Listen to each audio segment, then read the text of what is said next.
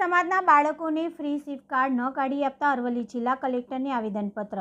આદિવાસી સમુદાયના બાળકોને ભારત સરકાર દ્વારા પુરસ્કૃત પોસ્ટ મેટ્રિક શિષ્યવૃત્તિ યોજના અંતર્ગત શૈક્ષણિક વર્ષ 2024-25થી મેનેજમેન્ટ પ્રવેશ મેળવનાર વિદ્યાર્થીઓની શિષ્યવૃત્તિ રિસિપ્ટ કાર્ડ ન કાઢી આપતા બાળકોમાં રોષ ફેલાયો છે અને આ અગાઉ પણ કોંગ્રેસ પાર્ટી દ્વારા આ બાબતે અરવલ્લી જિલ્લા કલેક્ટરને આવેદનપત્ર આપી ફ્રી સિપ કાર્ડ ચાલુ કરવામાં આવે તે માટે આવેદનપત્ર આપ્યું હતું। તેમજ એસટી સમુદાયના વિદ્યાર્થીઓ આ બાબતે આવેદન આપતા જણાવ્યું કે એસટી સમુદાયના બાળકોને એડમિશન વખતે આવી કોઈ જોગવાઈ ન હોવા છતાંય આજે સરકારે અમારી સાથે અન્યાય કર્યો છે।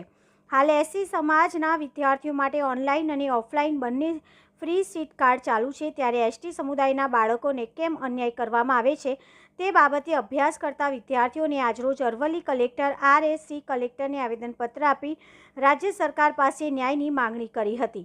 Bureau chief Alpesh Patel, Aravalli. મારું નામ ડામોર વૈશાલીબેન પ્રદીપભાઈ છે। મારું ગામ કુંડોલપાર છે।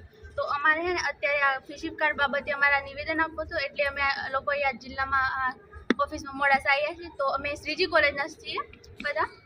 તો અમારે એમ કહેવાનું છે કે આ ફ્રી સિપ કાર્ડ છે ને એ અત્યારે આ 1 વર્ષ પહેલાં નિયમ નહોતું, તો અત્યારે આ લોકોએ નિયમ કાઢ્યો છે અને નિયમમાં એમ છે કે એસટી લોકો વિદ્યાર્થી છે ને એ લોકોએ ઓફલાઈન એડમિશન લીધા છે, તો એમને આ ફ્રી સિપ કાર્ડ નહીં નહીં કાઢી આપી એમ। તો હે ને અમારે આ નિયમ બાબતે અમારે સરકારશ્રીને એટલું જ કહેવાનું છે કે તમે આ નિયમ પર થોડું વિચાર કરો અને અમને ન્યાય આપો। મારું નામ દલાલ હેતવી નવીનચંદ્ર છે। હું ગોરવાડા ગામની છું।